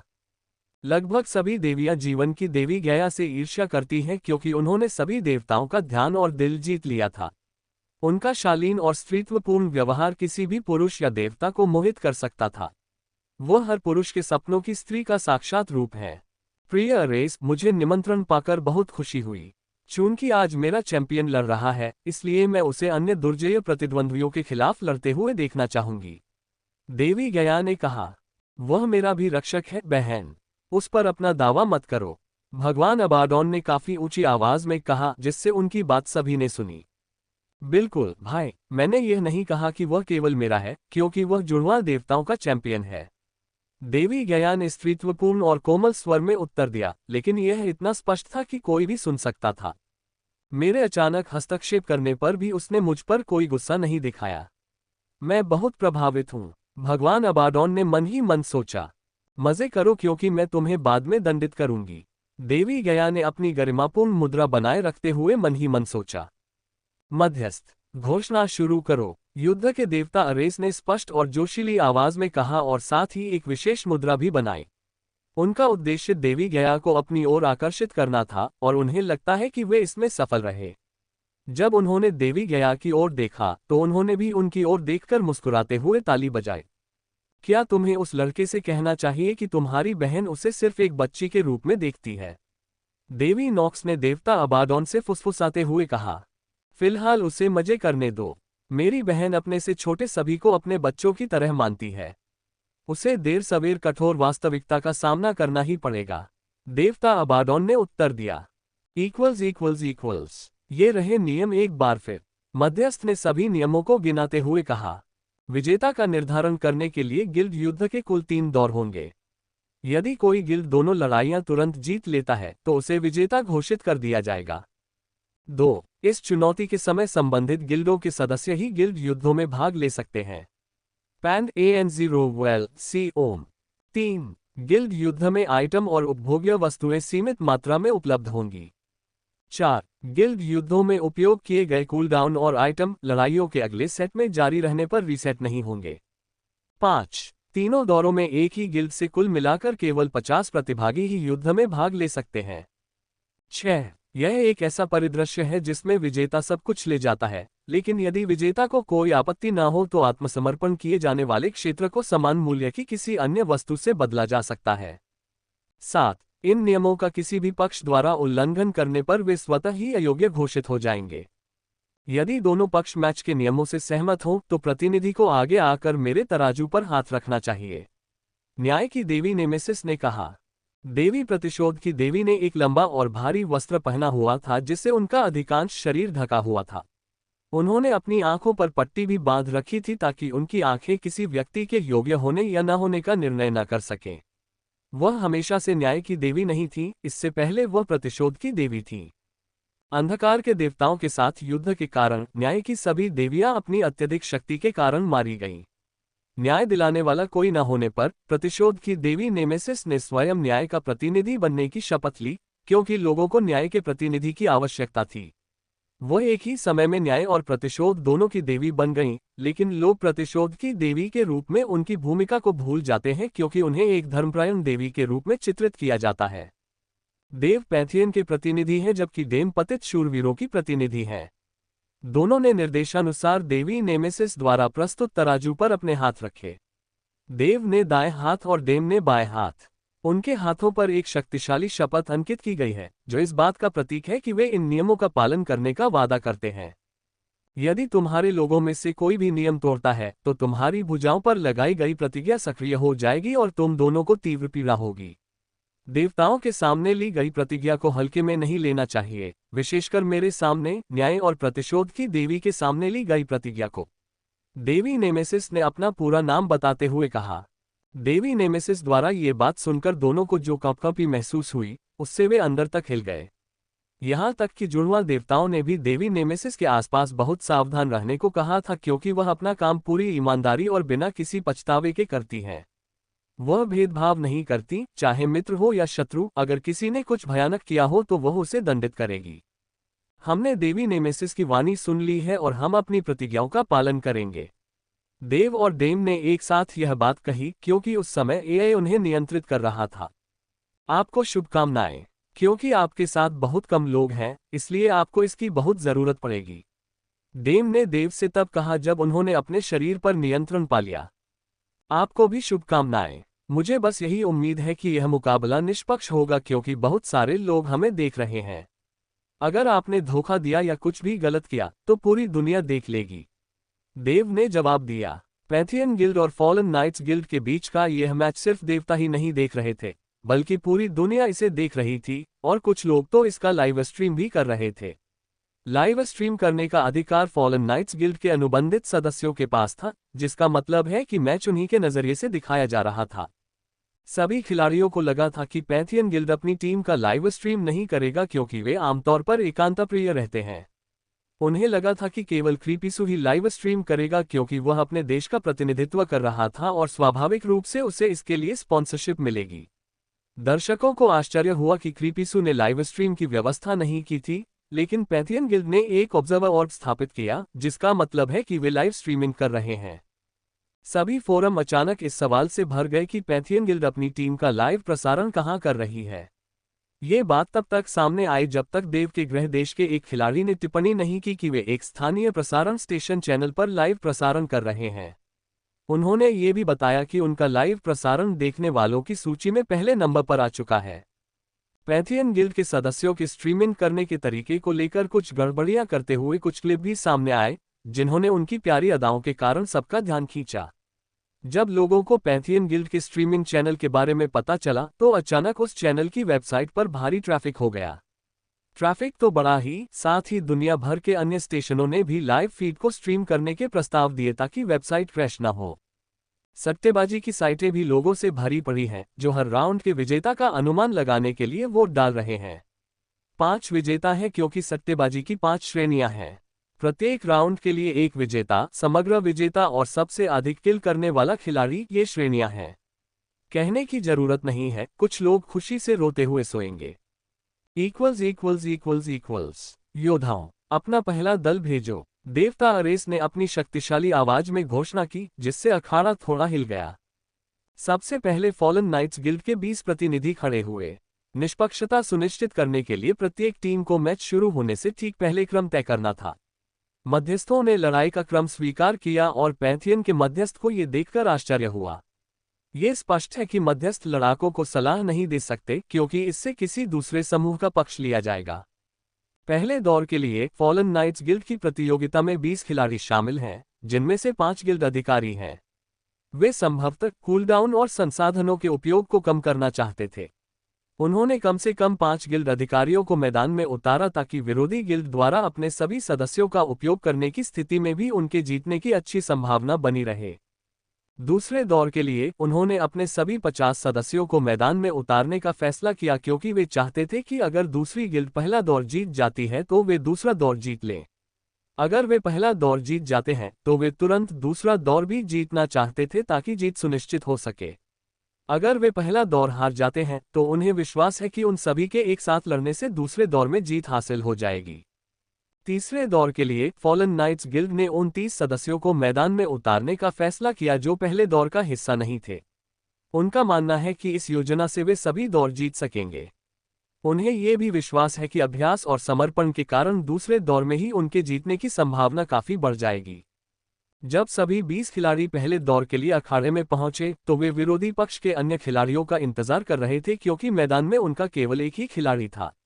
अखाड़े के दूसरी ओर मौजूद एकमात्र खिलाड़ी वास्तव में देव था, जिसका शाही लिबास युद्ध प्रदर्शन के लिए तैयार पोशाक में बदल गया था। देव को अखाड़े के दूसरी ओर अकेला देखकर फॉलन नाइट्स गिल्ड हैरान रह गया। क्या दोनों पक्ष तैयार हैं? मध्यस्थ ने पूछा, लेकिन मोड, जो पहले दौर में फॉलन नाइट्स की कमान संभाल रहा था, ने अचानक मध्यस्थ से एक सवाल पूछ लिया। freewebnovel.com। क्या वह विपक्षी पक्ष का एकमात्र प्रतिनिधि है? मोड ने मध्यस्थ से पूछा। जी हाँ, अगर कोई और सवाल नहीं है तो मैं मैच शुरू करता हूँ। आखिर देवी देवता एक शानदार प्रदर्शन की प्रतीक्षा कर रहे हैं। कोई सवाल नहीं है तो चलिए मैच शुरू करते हैं। मध्यस्थ ने मैच शुरू करने का संकेत देते हुए अंतिम वाक्य जोर से चिल्लाकर कहा। जब मोड और फॉलन नाइट्स गिल्ड के अन्य सदस्यों ने देखा कि अखाड़े के दूसरी तरफ केवल देव ही मौजूद है तो वे क्रोधित हो गए, क्योंकि उन्हें लगा कि पैंथियन गिल्ड उन्हें नीचा दिखा रहा है। देव दूसरे पक्ष की नाराजगी को महसूस कर सकता था, लेकिन वह नहीं जानता था कि ऐसा क्यों है। भले ही वे सभी उसके खिलाफ हो जाएं, उसे पता नहीं चलेगा, क्योंकि सभी मैच शुरू होने से पहले ही उन्होंने टीम के सदस्यों की सूची पेश कर दी थी। तुम्हारी हिम्मत कैसे हुई हमें नीचा दिखाने की? सबको इसे तुरंत मार डालो। नहीं, इसके साथ तब तक खेलो जब तक यह अपमानित न हो जाए। मोड चिल्लाया, क्योंकि वह इस तरह से अपमानित किए जाने को बर्दाश्त नहीं कर पा रहा था, खासकर उस गिल्ड द्वारा जिसके लिए उसने अपना जीवन समर्पित कर दिया था। देव को नहीं पता था कि वे क्यों नाराज हैं, लेकिन उसने परवाह नहीं की और चैरन, डोडो और सेना को बुलाया। वह तुरंत अपने सोलबाउंड से घिर गया, जबकि दूसरी टीम ने उसकी गति को सीमित करने के लिए उसे घेर लिया। देव के सोलबाउंड्स ने हमला नहीं किया, क्योंकि उन्हें उसकी रक्षा के लिए बुलाया गया था। अस्मोडियन पराक्रम, देव ने बुदबुदाया, जिससे अचानक फॉलन नाइट्स गिल्ड के सभी सदस्य चौंक गए और उन्होंने हमला करने का अपना प्रयास रोक दिया। जैसे ही देव ने ये शब्द कहे, अचानक उसके पीछे कहीं से एक सिंहासन प्रकट हो गया। वहां मौजूद सभी लोगों को अपने भीतर एक आवाज सुनाई दी जो उन्हें सिंहासन पर बैठे व्यक्ति के सामने झुकने के लिए कह रही थी। देव सिंहासन पर बैठ गया और आसमान और आसपास का वातावरण चमकीले नीले और गहरे बैंगनी रंग के मिश्रण में बदल गया। कौशल का नाम, एस्मोडियन पराक्रम सक्रिय संस्करण। स्तर, पौराणिक सीलबंद। खिलाड़ी के पूरी तरह से एस्मोडियन बनने पर यह खुल जाता है और पारलौकिक बन जाता है। प्रकार, सक्रिय। प्रभाव, यह आर्काना के सिंहासन को बुलाता है, जो उपयोगकर्ता के शरीर से निकलने वाली शुद्ध जादुई ऊर्जा से क्षेत्र को विस्फोटित करता है और आसपास के सभी दुश्मनों को उपयोगकर्ता के जादुई क्षति का 200% प्रति सेकंड नुकसान पहुंचाता है। उपयोगकर्ता के शरीर में मौजूद प्रत्येक ऊर्जा के लिए यह ऊर्जा के विस्फोटों के रूप में भी जारी होगी, जो उपयोगकर्ता के जादुई क्षति का अतिरिक्त 50% नुकसान पहुंचाएगी। पीवीपी एक्सक्लूसिव इफेक्ट, सभी दुश्मन खिलाड़ी जो पर्सोना या ब्लड प्योरिटी में उच्च स्तर पर नहीं है, कौशल की अवधि के दौरान उपयोगकर्ता के सामने झुकेंगे। नॉन पीवीपी प्रभाव, सभी दुश्मनों पर 80% की धीमी गति लागू होगी और उपयोगकर्ता इस अवधि के दौरान अजेय हो जाएगा। जब कौशल का प्रभाव समाप्त हो जाता है तो उपयोगकर्ता के केंद्र में रहते हुए एक शक्तिशाली शॉकवेव उत्पन्न होती है, जो प्रभावित सभी दुश्मनों को पीछे धकेल देती है और उन्हें 1 सेकंड के लिए अचेत कर देती है। अवधि 10 सेकंड। Cast time 1 second. माना लागत कोई नहीं। कूलडाउन 12 घंटे। प्रतिबंध, इस कौशल के केवल 80% प्रभाव ही लागू होंगे, क्योंकि यह अभी भी मिथिकल टियर में सीलबंद है। योजक चिन्ह, योजक चिन्ह, योजक चिन्ह, योजक चिन्ह, योजक चिन्ह। ये कौशल भले ही सीलबंद हो, लेकिन इसके प्रभाव किसी भी औसत पौराणिक कौशल की तुलना में कहीं अधिक शक्तिशाली हैं। ये कौशल क्षेत्र में मौजूद सभी शत्रुओं को कम से कम 2000% जादुई क्षति पहुंचा सकता है और साथ ही उन पर एक भारी अवगुण भी लागू कर सकता है। इस कौशल का सबसे उल्लेखनीय प्रभाव यह है कि खिलाड़ी उपयोगकर्ता के सामने झुकने को बाध्य हो जाते हैं। देव सिंहासन पर पालथी मारकर बैठा हुआ दिखाई दे रहा था, मानो वह अपने से कमतर लोगों को नीचा दिखा रहा हो। लड़ाई देख रहे सभी खिलाड़ी अपनी आंखों पर विश्वास नहीं कर पा रहे थे, क्योंकि विरोधी टीम के सभी खिलाड़ी देव के सामने घुटने टेक रहे थे। 20 खिलाड़ी उसके सामने घुटने टेक कर बैठ गए, मानो वे उसकी निगाहों से नजरें मिलाने से डर रहे हों। जब देव वास्तव में अर्काना के सिंहासन पर बैठा था तो वह अपने असली रूप में नहीं दिख रहा था। उसका केवल साया ही दिखाई दे रहा था, क्योंकि वह अर्काना के सिंहासन से निकलने वाली शक्तिशाली बैंगनी ऊर्जा से ढका हुआ था। वह एक ऐसे देवता की तरह लग रहा था जो अपने सच्चे भक्तों को ऊपर से देख रहा हो। न सिर्फ खिलाड़ी इस बात पर यकीन नहीं कर पा रहे हैं, बल्कि देवता भी इस बात पर यकीन नहीं कर पा रहे हैं कि अस्मोडियन वंशज आखिरकार अर्काना के सिंहासन को बुला सकता है। अस्मोडियनों में भी एक ऐसा समूह है जिसे राजसी माना जाता है। अस्मोडियनों के इस समूह को, जो अपने विशेष रक्त के कारण सर्वश्रेष्ठ माने जाते हैं, संप्रभु कहा जाता है। ये रक्त उस विस्मृत आदिम देवता से प्राप्त हुआ है जिसने प्रथम अस्मोडियनों का सृजन किया था। इस विस्मृत आदिम देवता ने कुछ अहमदियों को अपने रक्त से आशीर्वाद दिया ताकि उनके बीच एक पदानुक्रम स्थापित हो सके। देवता एक संप्रभु को देखते ही पहचान लेते थे, क्योंकि उन्होंने अंधकार के देवताओं के साथ युद्ध के दौरान अंतिम संप्रभु की मृत्यु देखी थी। देव से असंबंधित देवता ही नहीं, बल्कि जुड़वा देवता भी सदमे में हैं। वे देव से पहले मिल चुके हैं, लेकिन जब देवता अबाडोन ने उस पर कब्जा किया था तब उसके शरीर में संप्रभु का कोई रक्त नहीं था। वे सोच रहे हैं कि उसे यह रक्त कहां से मिला होगा। जुड़वा देवताओं को और यहां तक कि देव को भी यह नहीं पता कि उसने अपने शरीर में दो शक्तिशाली ऊर्जाओं को एकत्रित करके एक अविश्वसनीय उपलब्धि हासिल की है। भूला हुआ आदिम देवता दो परस्पर विरोधी ऊर्जाओं से बना था। एक थी पदार्थ की ऊर्जा, जिसे ईथर कहते हैं, और दूसरी थी प्रतिपदार्थ की ऊर्जा, जिसे नेदर कहते हैं। अपने शरीर में दो शक्तियों के होने के कारण वह एक संप्रभु के समान अवस्था प्राप्त कर सकता था। इसी कारण वह एस्मोडियन पराक्रम कौशल के सक्रिय संस्करण को भी सक्रिय करने और अर्काना के सिंहासन को बुलाने में सक्षम हुआ। देव के लिए यह एक अद्भुत उपलब्धि है, लेकिन देवताओं की दृष्टि अलग है, क्योंकि एक ऐसा प्राणी प्रकट हुआ है जो उनकी सत्ता को चुनौती दे सकता है, और वह प्राणी नश्वर संसार में निवास कर रहा है। देव को ये पता नहीं था कि वह मात्र अपने अस्तित्व से ही देवताओं का प्रकोप मोल ले रहा है, लेकिन उसका पूरा ध्यान सामने चल रहे मैच पर था। 10 सेकंड का टाइमर खत्म होते ही अर्काना के सिंहासन से एक शक्तिशाली शॉकवेव निकली और वहां लेटे सभी लोगों को उड़ा ले गई। जिस स्थिति में वे गिरे उससे उन्हें भी आघात पहुंचा और वे एक पल के लिए स्तब्ध रह गए। वह कमजोर है, अपनी पूरी ताकत से हमला करो। मोड ने पूरी ताकत से हमला करने का फैसला करते हुए आदेश दिया, लेकिन देव ने बस उनकी तरफ देखा और मुस्कुरा दिया। चलिए इसे फिर से करते हैं, ठीक है। रिवाइंड, एस्मोडियन पराक्रम। देव ने अपना टाइम रिवर्सल स्पेल सक्रिय करते हुए कहा और स्किल के कूलडाउन को उलट दिया। देव ने एक बार फिर अर्काना के सिंहासन को बुलाया और सभी शत्रु खिलाड़ी उसके सामने घुटने टेक रहे थे। फॉलन नाइट्स गिल्ड के सदस्यों को विश्वास नहीं हो रहा था कि उन्हें एक बार फिर अपमान सहना पड़ रहा है, लेकिन वे वास्तव में डरे हुए थे। पिछली स्किल ने बहुत सारी हेल्थ कम कर दी थी, और अगर उन्हें एक और स्किल का सामना करना पड़ा तो उनमें से कुछ निश्चित रूप से मर जाएंगे। फॉलन नाइट्स गिल्ड के सदस्यों की इच्छा के विपरीत वे सभी एक बार फिर घुटनों के बल बैठ गए। वे अपने उन साथियों को भी नहीं देख पा रहे थे जो प्रकाश के कणों में परिवर्तित हो रहे थे।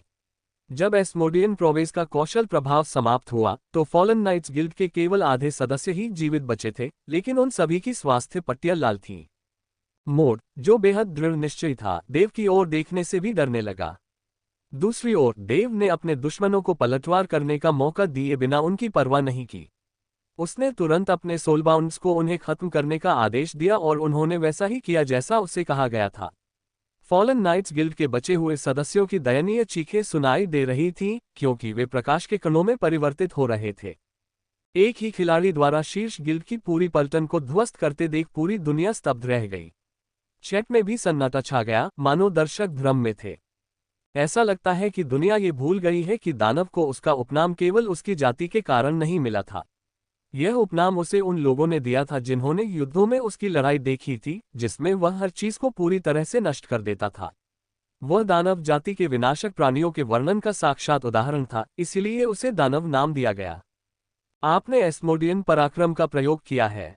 प्राचीन ऊर्जा को पुनर्जीवित होने में अधिक समय लगेगा क्योंकि इसका उपयोग कौशल में किया गया था। नेदा एनर्जी को पुनः उत्पन्न होने में अधिक समय लगेगा क्योंकि इसका उपयोग कौशल में किया गया था। एथा ऊर्जा को पुनर्जीवित होने में अधिक समय लगेगा क्योंकि इसका उपयोग कौशल में किया गया था। देव को यह नहीं पता था कि इस कौशल का उपयोग करने से कुछ छिपे हुए दुष्प्रभाव भी होंगे। यह स्वाभाविक है क्योंकि उसने कौशल की पूरी शक्ति सुनिश्चित करने के लिए अपनी सारी ऊर्जा समाप्त कर दी थी।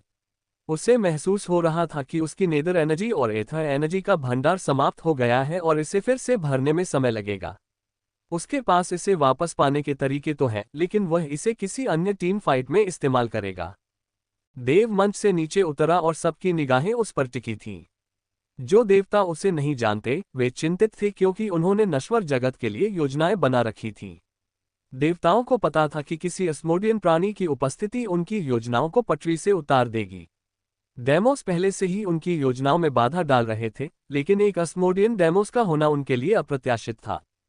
देव वापस स्टैंड्स में गया और उसके सभी दोस्तों ने उसका हौसला बढ़ाया। वे पहले से ही जानते थे कि देव ताकतवर है और वह निश्चित रूप से कुछ खिलाड़ियों को संभाल लेगा।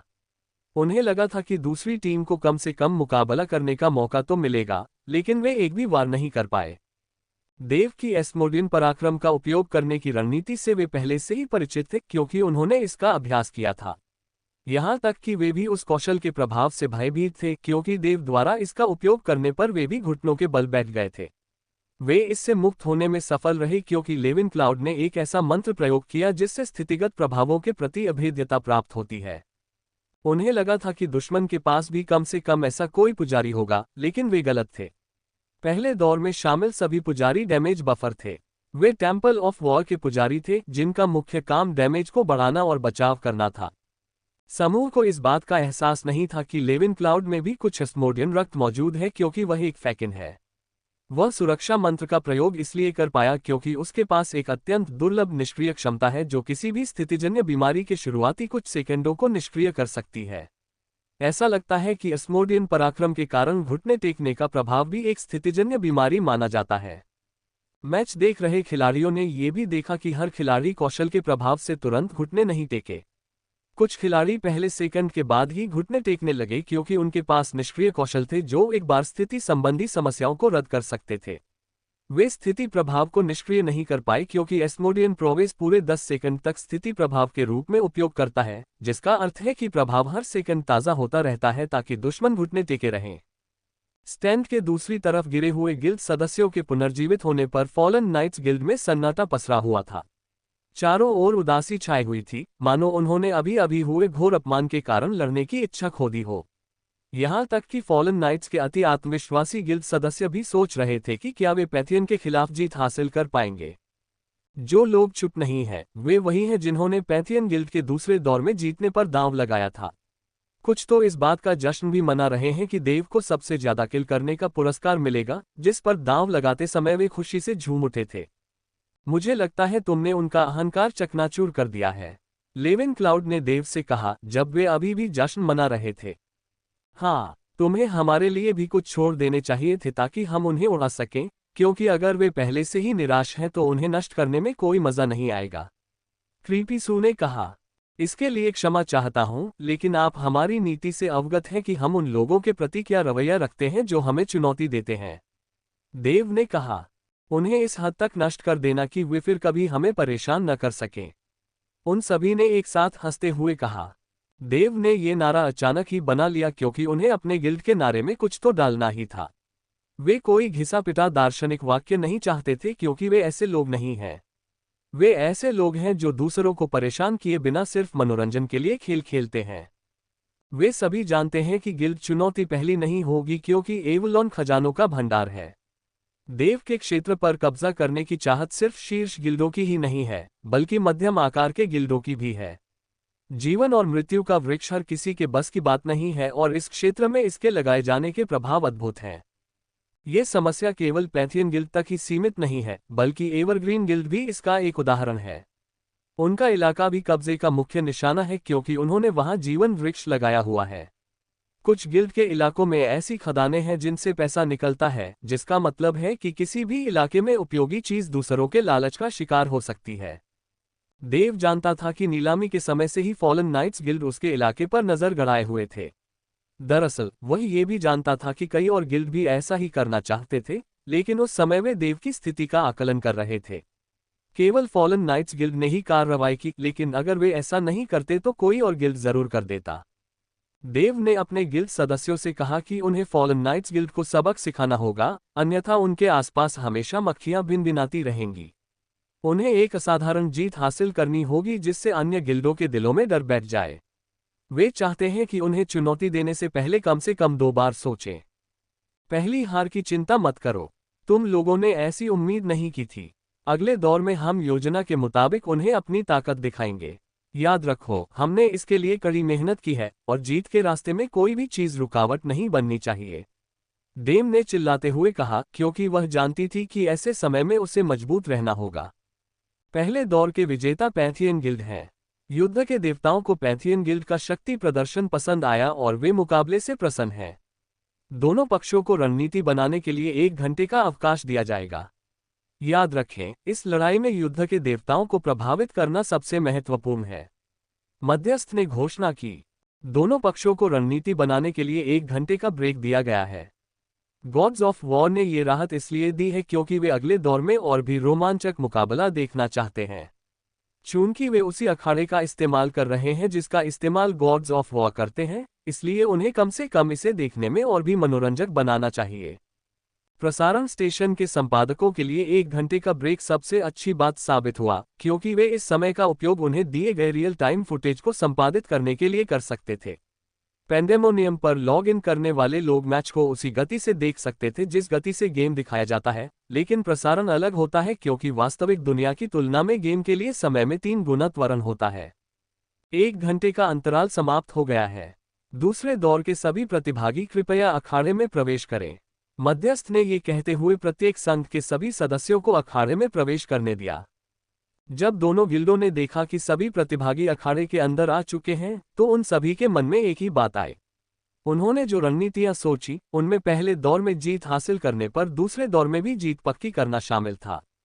फॉलन नाइट्स गिल्ड के लिए ये गिल्ड युद्ध में उनका निर्णायक क्षण था। अगर फॉलन नाइट्स गिल्ड इस दौर में हार जाती है, तो वे पूरी चुनौती हार जाएंगे और उन्हें पैंथियन गिल्ड को अपना इलाका या उसके बराबर कुछ देना होगा। पैंथियन गिल्ड के लिए दूसरा दौर तय करेगा कि उन्हें तीसरे दौर की जरूरत होगी या नहीं।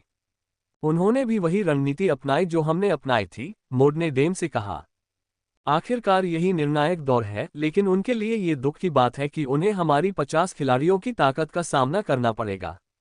जब तक कोई लापरवाही नहीं बरतता, हम ये दौर जीत सकते हैं। पहले दौर के खिलाड़ी अपनी पूरी कुशलता का इस्तेमाल नहीं कर पाए, जिसका मतलब है कि वे इस दौर में खुलकर खेल सकते हैं। विरोधियों के मामले में अभ्यास को याद रखना, डेम ने घोषणा की, क्योंकि वे पहले से ही ऐसी स्थिति के लिए तैयार थे। बिना किसी देरी के दूसरा दौर शुरू हो, मध्यस्थ ने घोषणा की और आसमान में बिगुलों की आवाज गूंज उठी। गिल्ड युद्ध के दूसरे दौर का संकेत मिलते ही दोनों पक्षों ने तुरंत अपने सभी सहायक मंत्रों का प्रयोग शुरू कर दिया। फॉलन नाइट्स गिल्ड ने अपनी गलती से सबक लेते हुए सहायक खिलाड़ियों ने तुरंत एक ऐसा मंत्र डाला जिससे स्थिति संबंधी बीमारियों का प्रभाव कम हो जाता है। उन्होंने टैंकों द्वारा दिए गए बफ से अपने सभी गिल्ड सदस्यों की सुरक्षा को भी मजबूत कर दिया। अगर फॉलन नाइट्स गिल्ड की किसी एक खासियत को लाभ कहा जा सकता है, तो वो है उनकी संख्या। 50 सदस्यों की विशाल संख्या के कारण वे अपने टीम के सदस्यों और खुद पर एक साथ कई बफ्स का इस्तेमाल कर सकते हैं। पेंडेमोनियम में बफ्स तभी एक साथ इस्तेमाल किए जा सकते हैं जब उनके नाम अलग अलग हो, इसलिए फॉलन नाइट्स गिल्ड ने यह सुनिश्चित किया कि उनके सपोर्ट प्लेयर्स के जॉब क्लास एक जैसे न हो। कई शीर्ष गिल्ड भी रेड के दौरान बॉस मॉन्स्टर को हराने की प्रक्रिया को आसान बनाने के लिए यही रणनीति अपनाते हैं। बेशक प्रत्येक बफ का अपना अलग कूलडाउन होता है, जिसे ट्रैक करना मुश्किल होता है। सपोर्ट प्लेयर्स को प्रत्येक गिल्ड सदस्य पर नजर रखनी होती है ताकि वे उनके लिए बफ्स को रिफ्रेश कर सकें। एक ही प्रभाव वाले लेकिन अलग अलग नामों वाले बफ्स के साथ ये बफ्स ओवरलैप हो सकते हैं, लेकिन पहले से लागू बफ को ओवरराइड करके उसकी अवधि टाइमर को रिफ्रेश करना संभव नहीं है। ये प्रतिबंध केवल तभी लागू होता है जब किसी खिलाड़ी पर एक ही प्रकार के कई बफ्स लागू किए गए हों। ये प्रतिबंध उन बफ्स पर लागू नहीं होता जिन्हें स्वयं पर लागू किया जा सकता है। अगर सपोर्ट प्लेयर माना बर्बाद नहीं करना चाहता, तो उसे बहुत सोच समझकर और वर्तमान क्षण पर ध्यान केंद्रित करना होगा। एक पल की भी गलती से उसका बफ्स बेकार हो जाएगा और जिन खिलाड़ियों को उसने दिया है, उन पर लागू नहीं होगा। फॉलन नाइट्स गिल्ड ने गिल्ड युद्ध से पहले इस तकनीक का अभ्यास किया है, इसलिए उन्होंने हर बफ के समय और प्रभाव को बखूबी समझ लिया है। देव और उसके दोस्तों ने एक और महत्वपूर्ण बात पर ध्यान दिया कि दुश्मन टीम ने कोई औपचारिकता नहीं दिखाई। इसका कारण शायद ये था कि देव ने उन्हें पहले ही बुरी तरह हरा दिया था और उन्हें पलटवार करने का मौका भी नहीं दिया था। फॉलन नाइट्स गिल्ड की ओर से जो एकमात्र यादगार बात हुई वह ये थी कि उन्होंने देव पर अकेले उनके खिलाफ जाने के लिए चिल्लाया था। फॉलन नाइट्स गिल्ड के सभी 10 महत्वपूर्ण अधिकारियों ने अपने अपने वाहन बुला लिए। 9 घोड़ेनुमा राक्षसी वाहनों पर सवार अधिकारी दिखाई दिए, जबकि गिल्ड मास्टर एक ग्रिफिन पर सवार थे। फॉलन नाइट्स गिल्ड की नेता डेम जिस ग्रिफिन पर सवार थी, वह कोई सामान्य ग्रिफिन नहीं था जिसके बाज जैसे पंख हो, बल्कि यह मिनोअन ग्रिफिन नामक प्रजाति का पंखहीन ग्रिफिन था। मिनोअन ग्रिफिन देखने में पंखों के बिना ग्रिफिन जैसा ही लगता है, लेकिन इसका शरीर सफेद फर से ढका होता है और गर्दन के बाल रंग बिरंगे पंखों के समूह जैसे दिखते हैं। कुछ लोग सोच सकते हैं कि मिनोअन ग्रिफिन का पंख ना होना उसकी कमजोरी है, लेकिन ऐसा बिल्कुल नहीं है क्योंकि ये जमीन के भयंकर शिकारी होते हैं। अपनी आकर्षक कद काठी के बावजूद मिनोअन ग्रिफिन क्रूर मांसाहारी राक्षस होते हैं जो अपने शिकार को खा जाते हैं। मिनोअन ग्रिफिन के पास हवा की जादुई शक्ति पर पूर्ण नियंत्रण है, क्योंकि यह हवा में हल्के से हाथ फेरकर ही हवा के ब्लेड छोड़ सकता है। इसकी आवाज इतनी शक्तिशाली है कि यह पहाड़ों को चीर सकती है और अपने पंजों की मदद से चट्टानों में गहराई तक धंसकर पहाड़ों पर चढ़ भी सकती है। इसका शरीर लचीला और फुर्तीला है, जिससे यह अपने ऊपर होने वाले हमलों से आसानी से बच सकता है। दूसरे शब्दों में, ये खेल में अब तक के सबसे बेहतरीन जमीनी जीवों में से एक है। इन जानवरों को वश में करने में एकमात्र समस्या यह है कि वे बहुत अभिमानी होते हैं। वे कभी भी किसी ऐसे व्यक्ति के सामने नहीं झुकेंगे जिसे वे स्वीकार नहीं करना चाहते। मिनोअन ग्रिफिन सवारी बनने के बजाय मरना पसंद करेगा। डेम द्वारा यह उपलब्धि हासिल करना इस बात का प्रमाण है कि उसने एक गुस्सैल जानवर की स्वीकृति प्राप्त कर ली है। अन्य गिल्ड अधिकारियों के वाहन भी साधारण घोड़े नहीं हैं। वे राक्षसी घोड़ों की ही किस्में हैं जिन्हें वश में करना काफी मुश्किल है, लेकिन वाहनों की बात करें तो डेम ने सबका ध्यान अपनी ओर खींच लिया। अब जब वे एक पंक्ति में खड़े हैं तो वे सचमुच शूरवीरों की टुकड़ी की तरह दिखते हैं। सभी खड़े हो जाओ, डेम ने चिल्लाकर कहा और 9 गिल्ड अधिकारी उसके साथ एक पंक्ति में खड़े हो गए। आगे बढ़ो, डेम ने पीछे से चिल्लाते हुए कहा और उनके भीतर से एक शक्तिशाली सुनहरी रोशनी निकली जिसने सवारों और घोड़ों को ढक लिया। ये शूरवीर आक्रमण कौशल का प्रभाव है जिसका उपयोग केवल नाइट क्लास के खिलाड़ी ही कर सकते हैं। यह एक ऐसा कौशल भी है जिसका उपयोग केवल अपने साथी जानवर पर सवार होने पर ही किया जा सकता है। नाइट क्लास के खिलाड़ी भले ही आमने सामने की लड़ाई में कमजोर हों, लेकिन अपने साथी जानवर पर सवार होने पर वे राक्षस बन जाते हैं। शूरवीर आक्रमण कौशल एक ऐसा कौशल है जो न केवल शूरवीर की आक्रमण शक्ति को बल्कि उसके घोड़े की आक्रमण शक्ति को भी जोड़ता है। आक्रमण की दूरी बढ़ने के साथ साथ यह और भी शक्तिशाली होता जाता है। इसे एक शक्तिशाली शुरुआती कौशल कहा जा सकता है जो विनाशकारी प्रहार करता है। इस कौशल का उपयोग करने में एक गुप्त तंत्र भी है। यदि इस कौशल का उपयोग शूरवीरों की टुकड़ी द्वारा किया जाता है तो जब तक वे गठन को नहीं तोड़ते, प्रत्येक सवार से होने वाला नुकसान कई गुना बढ़ जाएगा। देव ने सोचा कि वह क्वांटम डिस्पर्शन कौशल का उपयोग करके उन्हें पीछे धकेल सकता है, लेकिन कौशल के प्रभावों के कारण वे पीछे धकेले जाने से अप्रभावित थे। ये वास्तव में कौशलों का ऐसा तालमेल है जो अभ्यास और कड़ी मेहनत का फल देता है। मैं इसे संभाल लूंगा, काब्राकन ने अचानक दहाड़ते हुए कहा और उसका कवच पत्थर के कवच में बदल गया। हम आपका समर्थन करेंगे, लेविन क्लाउड और पेरिडॉट ने काब्राकन पर सुरक्षात्मक प्रभाव डालते हुए कहा। धरती का आलिंगन। पेरिडॉट की एक पथरीली चमक काब्राकन को ढके हुए देखी जा सकती थी। माता गया की सांस। लेविन क्लाउड ने मंत्र पढ़ा और उसके पीछे देवी गया की एक आकृति प्रकट हुई और उसने काब्राकन की ओर हवा फूंकी जिससे उसकी सुरक्षा 200% बढ़ गई। मैं पर्वत हूं, काब्राकन चिल्लाया।